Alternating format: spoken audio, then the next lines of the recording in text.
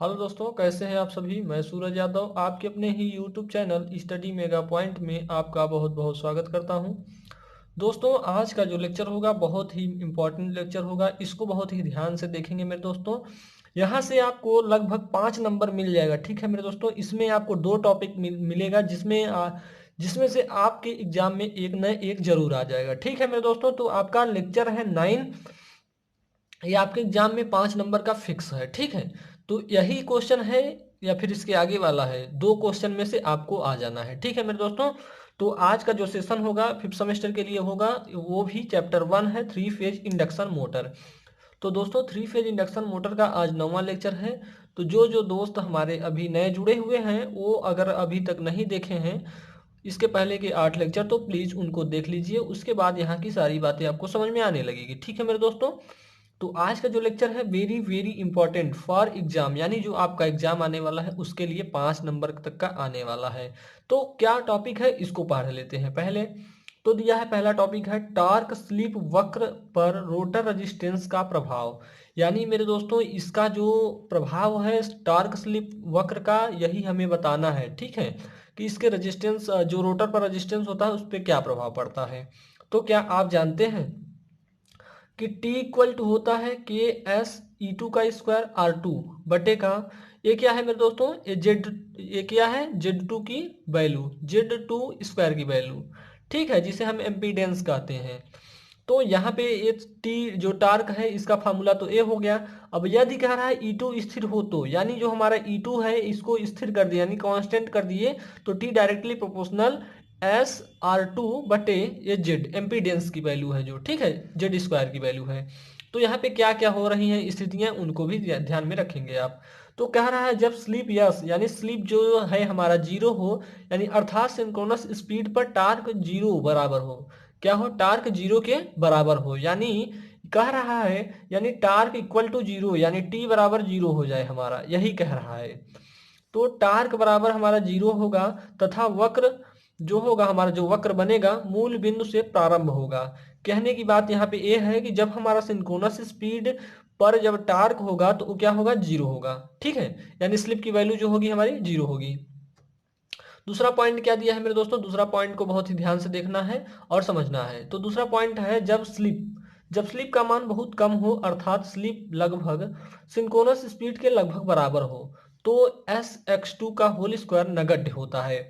तो नगण्य होता है, क्या होता है, तो देख लेते हैं यहाँ पे। जैसे हमारा कह दिया जाए कि जो हमारा, जब हमारा SX2 का स्क्वायर जो है नगण्य हो जाए, यानी इस फार्मूले में ये पूरी वैल्यू यानी न के बराबर हो, यानी 0 हो जाए, तो ये क्या बचेगा हमारा, इतना तो बचेगा पूरा। इतने पूरे पार्ट बचेंगे मेरे दोस्तों, अभी दिखा देता हूँ, ये इतना पार्ट, इतने पार्ट बचेंगे, तो उसी को यहाँ पे लिखा गया है। ठीक है, तो यहाँ पे आप देख पा रहे होंगे। तो T directly proportional yes R two बटे का R2 का स्क्वायर है, देखिए ना। तो यहाँ पे R2 है, यहाँ पे R2 का स्क्वायर है, एक R2 कट गया, तो क्या बचा, S अपान R2 बचेगा। ठीक है, तो टी डायरेक्टली प्रोपोर्शनल S अपान R2, S क्या है, स्लीप है हमारा, स्लीप, और R2 क्या है, रोटर रेजिस्टेंस है। ठीक है, चलिए आगे चलते हैं। क्या कह रहा है आगे, क्या कह रहा है, यदि R2 भी स्थिर हो जाए, यानी ये हमारा R2 जो है, यानी रोटर रेजिस्टेंस जो है वो भी क्या हो जाए, कांस्टेंट हो जाए, तो T जो हमारा टार्क है डायरेक्टली प्रोपोर्शनल यानी स्लिप के बराबर होगा। ये सारे कंडीशन ऐसे ही बनते चले जाते हैं। ठीक है मेरे दोस्तों, तो इससे क्या होता है, आइए देख लेते हैं। कह रहा है कि इससे स्पष्ट होता है कम स्लिप पर टॉर्क स्लिप कर्व एक ही सरल रेखा में होगा। इन सभी चीजों को अभी हम वक्र में, इसमें सॉरी, आपको कर्व जब हम बनाएंगे तो उसमें दिखाएंगे। ठीक है, तो उसमें आप देख लेंगे, चित्र के माध्यम से हम आपको दिखाएंगे। थर्ड टॉपिक है आपका, थर्ड पॉइंट है। ठीक है मेरे दोस्तों, स्लिप का मान जैसे जैसे बढ़ता है, कह रहा है स्लिप का मान जैसे जैसे बढ़ता है बल आघूर्ण भी बढ़ेगा। यानी हमारा कहने की बात यह है इसमें कि अगर हमारा स्लिप का मान बढ़ेगा तो बल आघूर्ण जो टार्क है उसका मान भी बढ़ेगा। तब क्या कर रहा है, बल आघूर्ण अधिकतम तब होगा जब R2 इक्वल टू SX2 के होगा। जब हमारा R2 इक्वल टू SX2 के बराबर होगा, यानी S equal to R2 upon X2। ठीक है, तो क्या किया हमने, अगर हम इसको S के बराबर लिखें तो X2 नीचे जाएगा इसके, तो वही हो गया है। ठीक है मेरे दोस्तों, चलिए आगे आगे की तरफ चलते हैं। तो आगे है आपका चौथा पॉइंट। चौथा पॉइंट क्या है मेरे दोस्तों, यदि रोटर की स्पीड कम होती है तो R2 का मान SX2 की अपेक्षा नगण्य हो जाता है।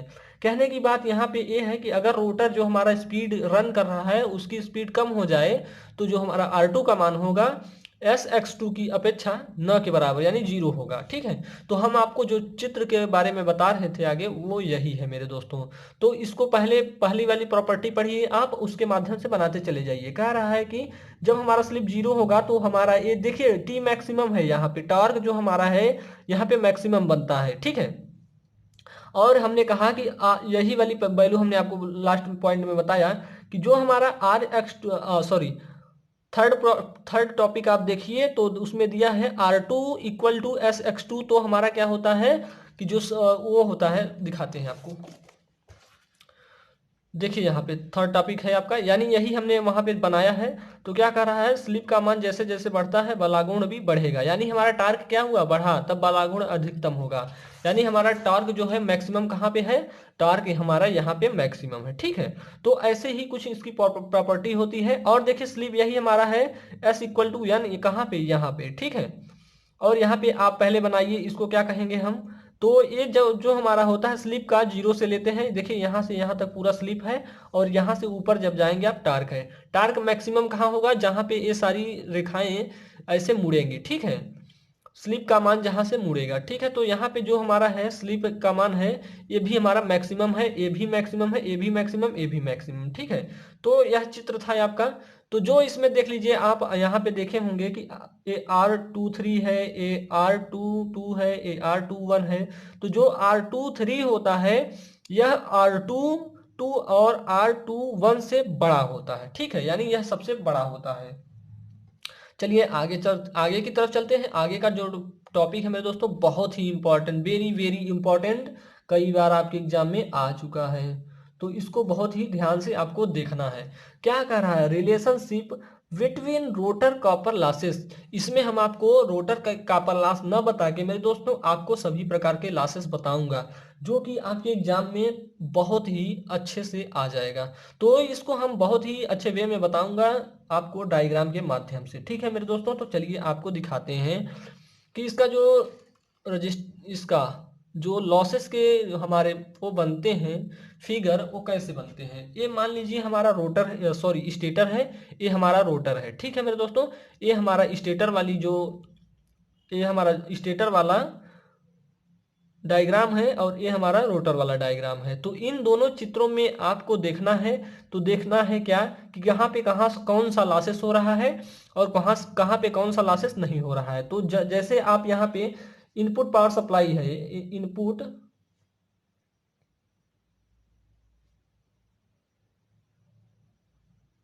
यहाँ पे मेरे दोस्तों इनपुट पावर सप्लाई देते हैं। तो यहाँ पे करंट आई चली, यहाँ पे R1 हमने लिया, यहाँ पे X1 लिया, और यहाँ पे जो है हमारा यहाँ पे हम कुछ लगाया RC, जिसे हम कहेंगे रजिस्टेंस, और ये हमारा है इंडक्टेंस। ठीक है मेरे दोस्तों, ये रजिस्टेंस है, ये इंडक्टेंस है, और यहाँ पे रजिस्टेंस, यहाँ पे इंडक्टेंस। ये हमारी हो गई प्राइमरी वाइंडिंग। यहाँ पे जो हमारा ईएमएफ होगा E1 होगा, और सेकेंडरी वाइंडिंग में हम ईएमएफ जो हमारा उत्पन्न होगा उसे हम E2 लेंगे, यानी हमारी ये सेकेंडरी वाइंडिंग है। ठीक है मेरे दोस्तों, तो सेकेंडरी वाइंडिंग में जो करंट जाएगी वो I2 जाएगी, यहाँ पे R2 X2 लेंगे। ठीक है, तो यहाँ की जो बात की जाएगी ये हमारा यहाँ पे जो हमें पावर मिलती है रोटर की, उसे हम सॉफ्ट पावर या मैकेनिकल पावर, या इसे हम क्या कहेंगे, यहीं पे हमारा जो यहाँ पे हमारा एक लॉसेस भी होता है मेरे दोस्तों, तो उसे हम बाइंडिंग और फ्रिक्शनल लॉसेस कहेंगे। ठीक है, बाइंडिंग या फ्रिक्शनल लॉसेस कहेंगे। और चलिए तो यहाँ पे पहले आइए, यहाँ पे देखिए, यहाँ पे तो यहाँ पे जो हमारा ए वाला फार्मूला, ए वाला जहाँ चित्र बना है, यहाँ पे हमें कौन सा लॉस मिलेगा, स्टेटर कोर लॉस बनेगा। तो यहाँ पे हमारा क्या है, कोर है, तो यहाँ पे स्टेटर कोर लॉसेस बनेगा। और ये रेजिस्टेंस है मेरे दोस्तों, तो यहाँ पे रेजिस्टेंस की जगह पे स्टेटर कॉपर लॉस बनेगा। ठीक है, तो आइए आगे। यहाँ पे देखिए आपके जब मशीन पढ़ते थे तो ऐसा ही कुछ फिगर बनाते थे, इक्विवेलेंट सर्किट आपका जब बनता था ट्रांसफार्मर कुछ ऐसा ही बनता था, लेकिन कुछ डिफरेंस होता है। ठीक है, यहाँ पे देखिए एयर गैप के कारण क्या होगा, एयर गैप लॉसेस होगा। और यहाँ पे देखिए रेजिस्टेंस के कारण कौन सा लॉसेस होगा, अगर क्या है स्टेटर में है तो स्टेटर कॉपर लॉस, और रोटर है तो रोटर कॉपर लॉस। क्या आप इसमें देख रहे हैं कि जो हमारा इंडक्टर है, इंडक्टेंस है, क्या इंडक्टेंस में भी कोई लॉसेस हो रहा है मेरे दोस्तों। तो आपको लिखना है एक पॉइंट बहुत ही इंपॉर्टेंट है, लिखना है कि जो हमारा इंडक्टेंस यानी X2 यानी X होता है और कैपेसिटर, और जो हमारा कैपेसिटर यानी C, ये दोनों क्या करते हैं, पावर का लॉस जो होता है नहीं करवाते हैं, पावर लॉस नहीं कराते। यानी हमारा जो रेजिस्टेंस है वही पावर का लॉस कराता है। ठीक है मेरे दोस्तों, तो क्या हमने बताया कि जो हमारा इंडक्टेंस और कैपेसिटेंस ये दोनों पावर के लॉस नहीं कराते हैं, इसलिए यहाँ पे इसमें किसी भी प्रकार का पावर लॉस नहीं हो रहा है। ठीक है मेरे दोस्तों, चलिए आपको डेफिनेशन की तरफ चलते हैं। ठीक है, तो आपको डेफिनेशन दिखाऊंगा मैं। चलिए, यहाँ पे आप देख पा रहे होंगे कि आपको दिया हुआ है कि यहाँ पे दिया हुआ है, हम पहले जो लॉस लेंगे उसे हम स्टेटर पावर लॉस कहेंगे। ठीक है, पहला हमारा जो लॉस होगा स्टेटर पावर लॉस होगा। स्टेटर पे पहले हम करंट को देंगे तो वहां से ही कुछ हमें लॉसेस मिलना चालू होगा। ठीक है, तो क्या लिखा है, इंडक्शन मोटर में, इंडक्शन मोटर के स्थिर भाग स्टेटर में जो पावर लॉस होती है उसे स्टेटर पावर लॉस कहते हैं। ठीक है मेरे दोस्तों, हमने क्या बताया कि इंडक्शन मोटर के स्थिर भाग, यानी हमने आपको पहले ही बताया था कि स्टेटर जो होता है वो स्थिर होता है यानी रुका हुआ होता है। तो उसमें क्या हुआ, उसमें जो पावर होगा उसे, उसमें जो पावर लॉस होगा उसे हम स्टेटर पावर लॉस कहेंगे, स्टेटर के कारण। ठीक है, चलिए इसमें एक और बन जाता है कि स्टेटर में कोर होता है, तो स्टेटर में कोर लॉस बनेगा। तो स्टेटर कोर लॉस को हम कैसे देखेंगे, तो देख लीजिए यहाँ पे कि जो हमारा स्टेटर लोहे या सिलिकॉन का बना होता है। स्टेटर किसका बना होता है, वेरी इंपॉर्टेंट मेरे दोस्तों, स्टेटर जो बना होता है सिलिकॉन स्टील का बना होता है, और यह चुंबकित होता है। कौन, यह लोहे लोहे के जो लोहा लगा होता है या सिलिकॉन स्टील लगा होता है ये चुंबकित होते हैं, तब इसमें आयरन लॉसेस तथा यहाँ पे मैग्नेटिज्म लॉसेस होता है, जिसे स्टेटर कोर लॉसेस कहते हैं। अब क्या है, हमने क्या बताया कि इसमें क्या होता है, आयरन लॉसेस और मैग्नेटिज्म लॉसेस होता है, जिसे हम स्टेटर कोर लॉसेस कहते हैं। और क्या है मेरे दोस्तों, ये हानियां स्थिर हानियां कहलाती हैं। यानी जो हमारा आयरन लॉस और मैग्नेटिज्म लॉसेस हैं ये हमारी कौन सी हानियां हैं, स्थिर हानियां हैं। आयरन लॉसेस दो प्रकार की होती हैं, आपको पता होगा, ट्रांसफार्मर में पढ़े होंगे, ईडी करंट लॉस और हिस्टैरिसीस लॉस। आगे क्या है मेरे दोस्तों, आगे है आपका कि स्टेटर में कोई घूर्णी भाग नहीं होता। क्या आपने पढ़ा था कि स्टेटर में कोई घूर्णी पार्ट होता है, नहीं होता है, तो उसमें कोई रोटेशनल पार्ट नहीं होते हैं। स्टेटर में mechanical loss, frictional loss, windage loss, bearing losses शून्य होती हैं। मेरे दोस्तों, जब स्टेटर आपका स्थिर है तो इसमें मैकेनिकल लॉस कहाँ होगा, फ्रिक्शन लॉस कहाँ होगा, विंडेज लॉस कहाँ होगा, बियरिंग लॉस कहाँ होगा, तो इन सब चीज़ों को आप लिख देंगे तो बहुत ही अच्छा नंबर आपको मिल जाएगा। ठीक है मेरे दोस्तों, चलिए आगे की तरफ चलते हैं। इसमें हम आपको बताएंगे हिस्टैरिसीस लॉस। हिस्टैरिसीस लॉस क्या होता है मेरे दोस्तों, इसको पहले देख लेते हैं। हिस्टैरिसीस लॉस जो होता है इंडक्शन मोटर का स्टेटर आयरन से बना होता है। जो हमारा स्टेटर आयरन से बना होता है जिसमें हमारा मैग्नेटिक फ्लक्स अल्टरनेटर के द्वारा होती है। ठीक है, तो चलिए आइए देखते हैं थोड़ा, यहाँ पे इसका डेफिनेशन देख लेते हैं। इंडक्शन मोटर का स्टेटर आयरन से बना होता है, तो हमने क्या बताया था, पहले ही बताया कि जो स्टेटर होता है आयरन या सिलिकॉन स्टील का बना होता है, जिसमें चुंबकीय फ्लक्स में जिसमें चुंबकीय फ्लक्स में प्रत्यावर्तन से कोर के अणु पहले एक दिशा में फिर दूसरी दिशा में चुंबकित होते हैं। ठीक है, इतनी बातें आपको समझ में आनी चाहिए। इस क्रिया में अणुओं के घर्षण के कारण ऊर्जा ताप के रूप में व्यय हो जाती है, इसे हिस्टैरिसीस लॉस के नाम से जाना जाता है। ठीक है मेरे दोस्तों, तो हिस्टैरिसीस लॉस का फार्मूला जो होता है इसको भी देख लीजिए आप, कि इसको WH कहते हैं। H क्या है, हिस्टैरिसीस है हमारा, H है जो हमारा ये WH है, ये क्या है हमारा ईटा का फार्मूला है, या सॉरी ये ईटा का प्रतीक है जो एक हिस्टैरिसीस गुणांक है। और ये B क्या है, चुंबकीय, ये क्या है, मैग्नेटिक डेंसिटी है। ठीक है, मैग्नेटिक डेंसिटी है। F क्या है हमारा, F फ्रिक्वेंसी है, V हमारा जो है आयतन है। ठीक है, वॉल्यूम है। तो ईटा इंटू बी बी के पावर 1.6 FV वाट में होता है, क्योंकि ये पावर है। ठीक है मेरे दोस्तों, जहां पे जो चीजें हैं वही लिख लीजिए। ईटा क्या है, हिस्टैरिसीस गुणांक है, F जो है वह फ्रिक्वेंसी है, V हमारा आयतन पदार्थ है, आयतन का पदार्थ है, और BM क्या है, मैक्सिमम फ्लक्स डेंसिटी। ठीक है मेरे दोस्तों, हमने आपको इतनी बातें बता दिया। अब चलिए ईडी करंट लॉसेस क्या होती हैं, ईडी करंट लॉसेस को भी देख लेते हैं। तो चलिए यहाँ पे ईडी करंट लॉस क्या होती है, प्रत्यावर्ती फ्लक्स के कारण इंडक्शन मोटर की वाइंडिंग में प्रेरित ईएमएफ होता है। क्या होता है, प्रत्यावर्ती फ्लक्स के कारण इंडक्शन मोटर की वाइंडिंग में प्रेरित ईएमएफ होता है। जिसके कारण ऊर्जा व्यय होती है। किसके कारण? ईएमएफ जब हमारा वाइंडिंग में उत्पन्न होगा तो उसके कारण हमारा ऊर्जा का लॉसेस होगा। यह ऊर्जा व्यय भंवर धारा हानियां कहलाती हैं। यानी जो हमारी ऊर्जा की हानियां होंगी उन्हें हम क्या कहेंगे? भंवर धारा कहेंगे। तो इसका जो डायरेक्टली प्रोपोर्शनल होता है हमारा eddy current loss, directly proportional होता है B M square F square T square V के। टी क्या है मेरे दोस्तों? ये लेमिनेशन की मोटाई है, और जब हमारा ये प्रोपोर्शनल का चिन्ह हटता है तो एक हमारा कांस्टेंट आ जाता है, इसे हम ईटा कहेंगे। ठीक है, तो eta B M square F square T square V होता है। ठीक है, एफ क्या है? हमारा फ्रिक्वेंसी है, टी हमारा लेमिनेशन की मोटाई, वी हमारा आयतन है। ठीक है, तो चलिए आगे की तरफ चलते हैं। एक दो टॉपिक और बचा है, उनको भी देख लेते हैं। लॉसेस आपका पूरा हो जाएगा। ठीक है मेरे दोस्तों, तो इसके बाद आता है स्टेटर कॉपर लॉस। अब आइए स्टेटर कॉपर लॉस क्या होता है, इनको भी देख लेते हैं। स्टेटर वाइंडिंग में वाइंडिंग रेजिस्टेंस के कारण होने वाली हानियां स्टेटर कॉपर लॉस कहलाती है या कहलाता है। ये हानियां स्टेटर धारा तथा रोटर रेजिस्टेंस पर निर्भर करती हैं। किस पे निर्भर करती हैं मेरे दोस्तों? ये हानियां स्टेटर कॉपर लॉस किस पे निर्भर करती हैं? तो ये हानियां हमारा स्टेटर करंट और स्टेटर रेजिस्टेंस पर निर्भर करती हैं। स्टेटर कॉपर लॉस यानी जो हमारा लॉस होता है copper loss I square R होता है। ठीक है, तो चलिए आगे की तरफ चलते हैं। ये क्या कह रहा है? 3 फेज इंडक्शन मोटर में 3 वाइंडिंग होती है। किसमें? 3 फेज इंडक्शन मोटर में 3 वाइंडिंग होती है, अतः स्टेटर में कुल कॉपर लॉस 3I2R2। ठीक है, 3I2R1। ये देखिए 1 किस लिए है? स्टेटर के लिए लिया जा रहा है, इसलिए स्टेटर करंट I1 है। ठीक है मेरे दोस्तों, तो आगे क्या कह रहा है? कॉपर लॉस को वेरिएबल लॉस भी कहते हैं। ठीक है, वेरिएबल जो करंट को क्या करते हैं? वेरी कराती है। ठीक है, आगे चलिए।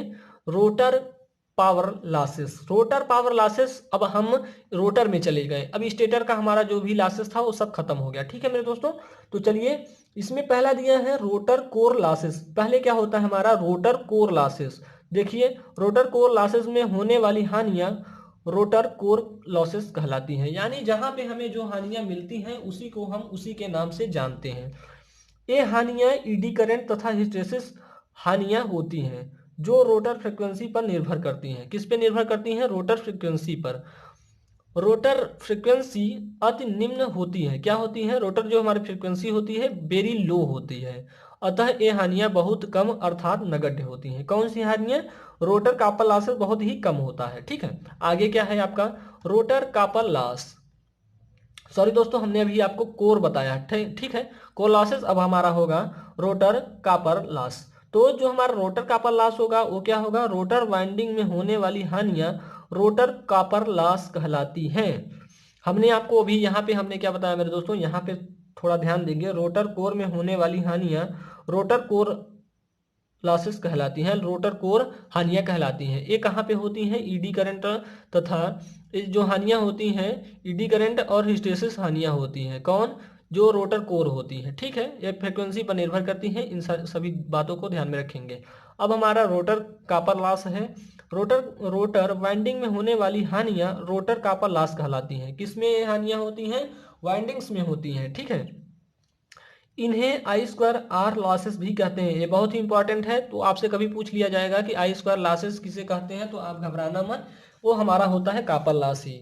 ठीक है, रोटर का कॉपर लॉस ही होता है। ठीक है, चलिए आगे की तरफ चलते हैं। तथा ये लोड के साथ परिवर्तित होती हैं। किसके साथ? लोड के साथ परिवर्तित होती हैं। इन्हें वेरिएबल लॉस भी कहते हैं। किसको? रोटर कॉपर लॉस को। एक लॉस और बचा होगा आपका, तो इसको भी आप देख लीजिए। ठीक है मेरे दोस्तों, तो ये क्या है? Windage losses. विंडेज लॉसेस क्या होते हैं इन्हें भी आप देख लीजिए मेरे दोस्तों। तो विंडेज लॉसेस, तो विंडेज लॉसेस क्या होता है? विंडेज लॉसेस एयर गैप में स्थित वायु उछाल के कारण होती है। ठीक है, ये किसके कारण होती है? वायु उछाल के कारण। अब आगे क्या है? Frictional losses. फ्रिक्शनल यानी घर्षण हानियां क्या होती हैं? यह हानियां जो बीयरिंग, स्लिप रिंग्स तथा ब्रशेस के बीच होने वाली घर्षण के कारण होता है। ठीक है मेरे दोस्तों, तो आपको फ्रिक्शन लॉसेस पता हो गया होगा। किसके बीच होता है? बीयरिंग, स्लिप रिंग्स तथा ब्रशेस के बीच होने वाली ये घर्षण हानियां हैं। तो मेरे दोस्तों आज आपका लॉसेस कंप्लीट हुआ। तो इसमें आपको बहुत ही इंपॉर्टेंट क्या मिल जाता है मेरे दोस्तों? ये आपका जो यहाँ पे बनाया गया है इसका जो फिगर है यही आपके लिए बहुत ही इंपॉर्टेंट है, यही आपके एग्जाम में बहुत ही इंपॉर्टेंट रोल प्ले करेगा मेरे दोस्तों। तो इसको बहुत ही अच्छे से आपको देख लेना है, ठीक है। तो इसको आप बहुत ही अच्छे से 2 बार 3 बार बना लीजिएगा, आपको रट जाएगा मेरे दोस्तों। तो ये बनाएंगे, ये बनाने की गारंटी आपकी है मेरे दोस्तों। तो आप अच्छे से पढ़िए और अच्छे से सारी चीज़ों को समझिए। जहाँ पे जो चीज़ें न समझ में आए उसे आप कमेंट के माध्यम से पूछ सकते हैं मेरे दोस्तों। उसके लिए आपको कोई पाबंद नहीं है, ठीक है। तो चलिए आज के लिए इतना ही, मिलते हैं नेक्स्ट लेक्चर में। जय हिंद, जय भारत।